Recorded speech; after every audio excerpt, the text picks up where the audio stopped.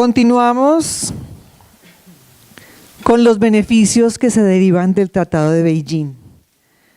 Para este tema tenemos a Rafael Ferraz, jurista asociado de la División de Derecho de Autor de la Organización de la Propiedad Intelectual, OMPI, Suiza, licenciado en Derecho de la Universidad Federal de Río de Janeiro y con maestría en Propiedad Intelectual y Sociedad de la Información de la Universidad de Alicante.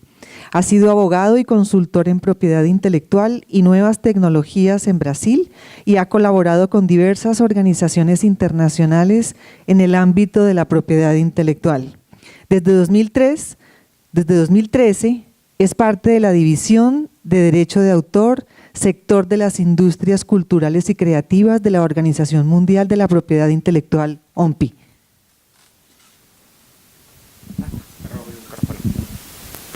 Muchas gracias. Yo creo que muchos ya hablaron antes de mí sobre los beneficios, entonces voy a ser bastante breve, porque la jornada ha sido longa.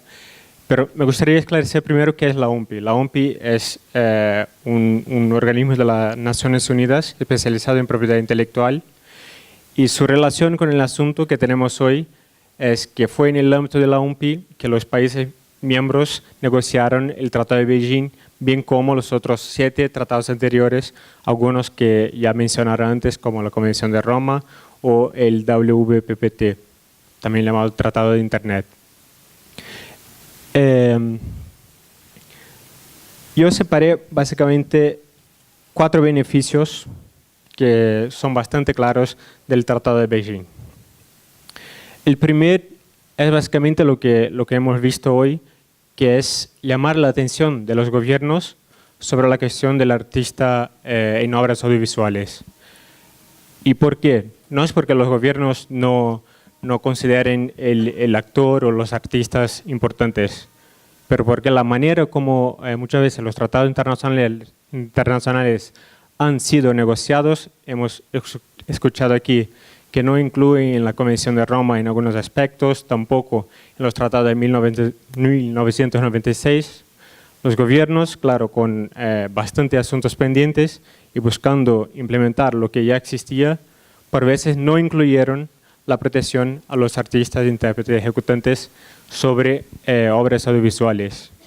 Y es algo que estamos presenciando hoy en día, que con el Tratado de Beijing los gobiernos, mirando hasta sus leyes nacionales, no se oponen al reconocimiento del derecho, solo que nunca habían pensado en incluirlo porque no era una obligación a nivel internacional, algo que ahora ya existe con el Tratado de Beijing. Y el segundo beneficio lógico del Tratado de Beijing, también fue mencionado aquí, es la igualdad de los derechos a nivel internacional entre los artistas, intérpretes y ejecutantes en fonogramas y los artistas sobre obras audiovisuales. Una igualdad que tampoco existe porque los músicos son más importantes o son más guapos o cualquier otra razón. Existe porque en su época, especialmente en 1961, y luego la cuestión volvió en 96, del sector audiovisual y su complejidad de negociación. Porque la obra audiovisual quizás haya sido una de las primeras que siempre fue explotada a nivel internacional. Desde hace mucho las películas americanas llegaban a Europa y al revés. Entonces, por esta complejidad, algunas partes interesadas tenían miedo de cómo reconocer esos derechos de los actores.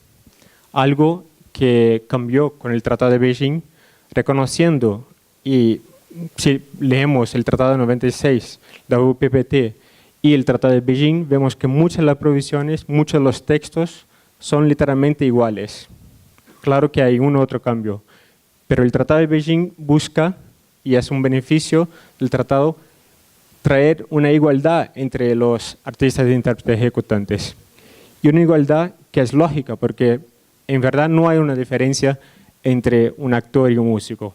La legislación y ningún tratado internacional dice, no, tú eres actor, tú eres músico no puedes ser actor, y al revés.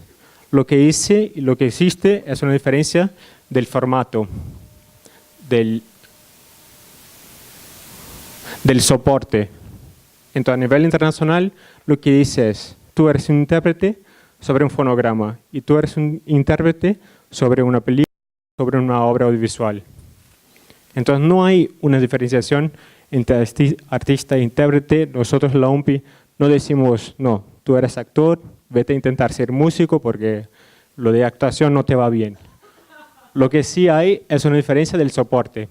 Y aquí vemos, por ejemplo, una consecuencia lógica de antes de la existencia del Tratado de Beijing en las legislaciones nacionales, que la definición de artista e intérprete es genérica e incluye cualquier artista, intérprete, ejecutante. Lo que sí hay una diferencia es el soporte. Entonces, siempre cuando menciona fijadas en fonogramas, y siempre menciona el fonograma, y esa es la manera como excluye los artistas, intérpretes, ejecutantes sobre obras audiovisuales.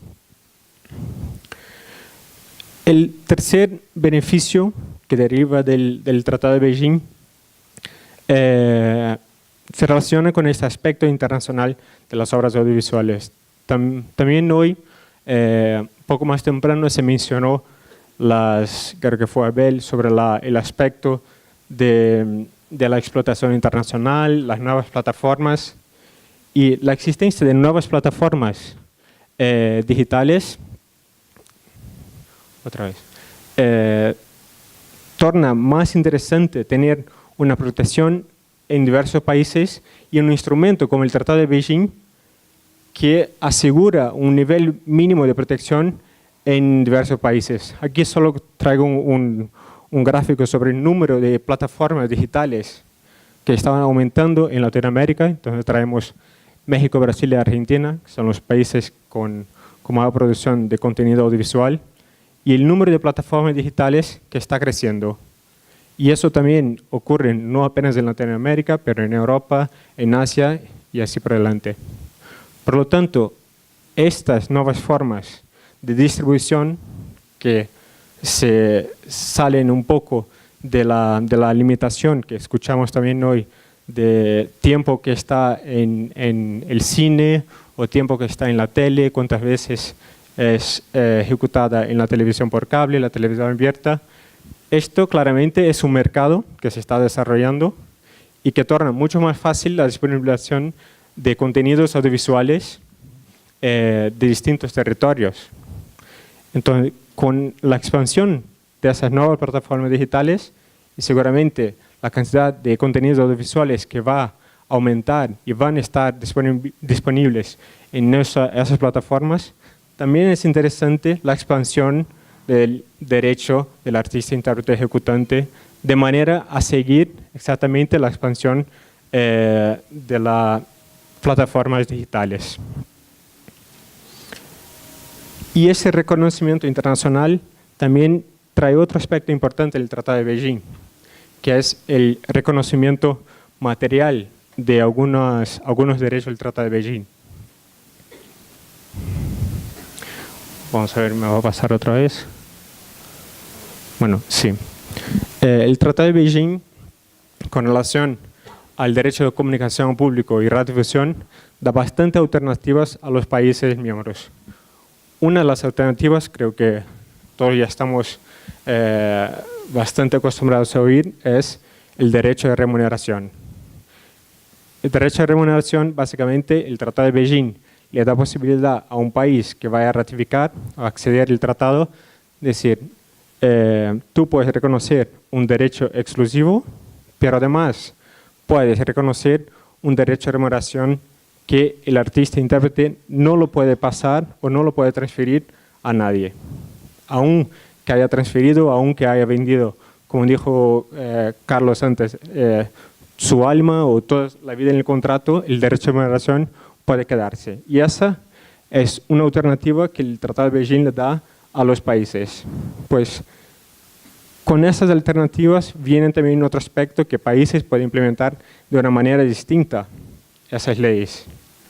Y uno de los argumentos, por ejemplo, que escuchamos de un país a analizar cuando va a reconocer los derechos o no es, no, pero yo no quiero reconocer el derecho solo para pagar a los artistas extranjeros. Yo solo quiero pagar a mis artistas porque en el extranjero mis artistas no van a recibir nada.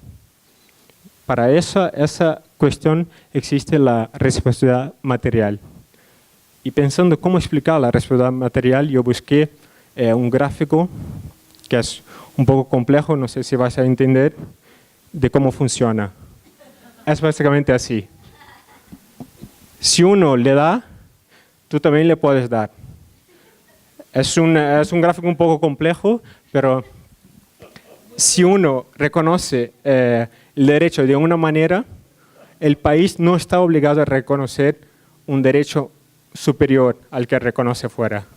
Entonces, esa sería una reciprocidad material. Vemos que al final los dos tienen lo mismo, que es la cara hinchada. Y eso también resulta en el cuarto beneficio del Tratado de Beijing, que es la flexibilidad de implementación.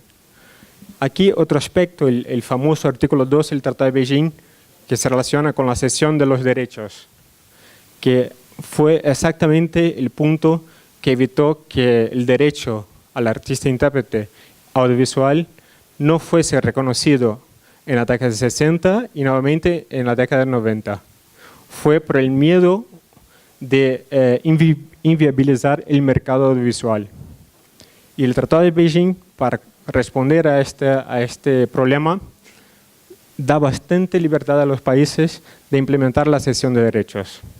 Es decir, un país quiere decir que, por ejemplo, una vez firmado el contrato, todos los derechos se pasan al productor.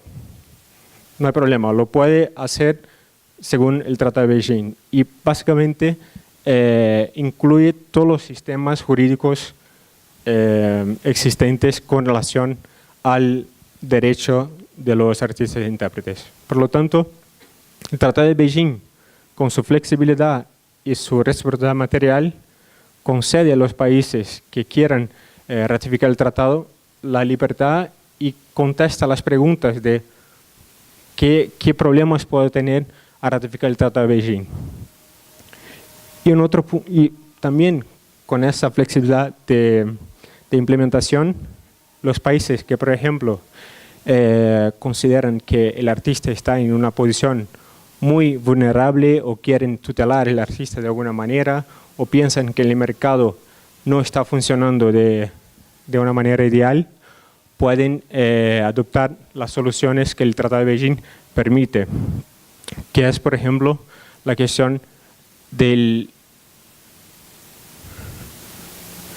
derecho a remuneración, que algunos países dicen que en la negociación el artista intérprete está en una posición que no puede negociar, que algunos le dicen o aceptan mi propuesta o aceptan las consecuencias.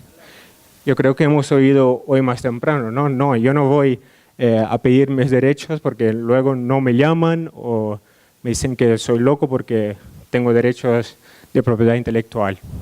Entonces, una vez más, el Tratado de Beijing permite que los Estados miembros, según su realidad económica, social, del mercado, pueda adoptar legislaciones que cree que va de encuentro con la función pública de la ley de derecho de autor.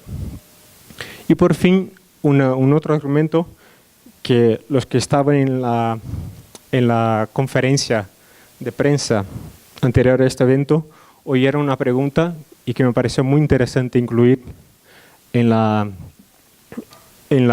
presentación. Y perdón si alguien tiene hambre ahora, pero que es la llamada la teoría de la tarta. Esta teoría, que no es nueva, pero parece que no ha caducado, surgió con la Convención de Roma de 1961. Y la teoría, de esta parte, otros titulares de derechos decían, pero no se puede reconocer los derechos de los actores, de los intérpretes, porque nosotros tenemos una tarta. Y si hay más personas, si hay más invitados, el trozo de mi tarta se queda más pequeño. Y por eso no quiero que reparta mi tarta entre mucha gente. Esta teoría fue discutida en el comité de OMPI al final de los 70, cuando los países estaban ratificando la Convención de Roma. Y fue una conclusión muy interesante, porque el comité que hizo fue enviar a los países una solicitud diciendo, o sea, entendemos que hay ese problema, la tarta, pero los que argumentan que hay ese problema, por favor, nos envíen datos, nos envíen pruebas de que ellos dejaron de recibir o que ahora reciben menos. Y las conclusiones de esta solicitud y de la discusión fueron básicamente dos. La primera, que las regalías de aquellos que decían que iban a recibir menos y que tenían miedo de comer menos tarta, no decreció. O sea, en 1979, por lo tanto 18 años después de la Convención de Roma, se llegó a la conclusión de que la remuneración pagada a los ejecutantes y productores de fonograma no afectó la remuneración de otros titulares de derecho. Y en segundo lugar fueron, bueno, además de que no decreció la remuneración, por una cuestión de justicia, esta remuneración o este derecho reconocido a los artistas e intérpretes debería aún así ser reconocida. Entonces, con esos dos puntos, me gustaría agradecer una vez más y estoy disponible para preguntas. Muchas gracias.